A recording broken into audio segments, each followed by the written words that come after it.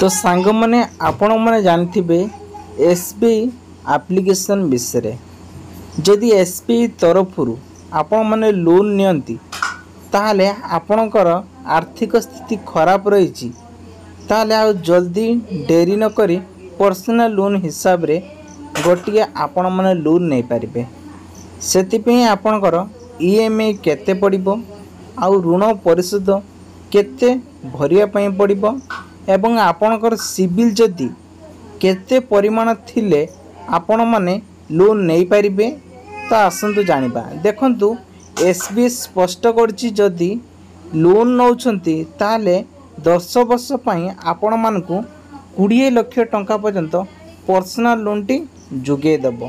प्रति मासरे ताहले केते ईएमआई दबक पड़िबो, ईएमआई राशि सुद उपरे केते पड़िबो एवं सिबिल स्क्वायर आपणकर केते रहिबा दरकार ताहले ए लोन टी पाई परिबे। देखंतु सिबिल स्क्वायर 300 नै कि 900 अपॉइंटमेंट माध्यम रे गणना करा जाए।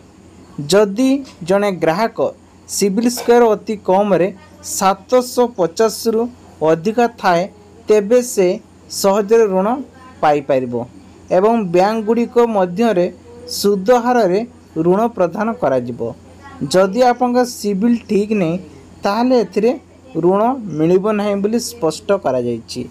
तेबे एसबीआई रो वेबसाइट अनुसार जदि आपनकर 800 नि अधिक सिबिल स्क्वायर थिबा ग्राहक को 11% रे होम लोन लो सुविधा पाई परिबे एवं 700 नहीं 799 माध्यम रे सिबिल स्क्वायर थिले 12% रे होम लोन मिलिबो एवं 700 नहीं 749 जदि थाए सिबिल स्क्वायर रे ताले 13% एवं 650 नहीं 699 जदि आपनका सिबिल स्क्वायर थाए सेतिरे सुद आपनको लागिबो 14.5% सुद लागिबो। ए सब होम लोन बा पर्सनल लोन उपरे लागिबो। तेणुकर जदि आपण माने लोन नवा पे चाहचंती ताले एप्लिकेशन थ्रू रे आपण भी जने लोन नहीं पारिबे।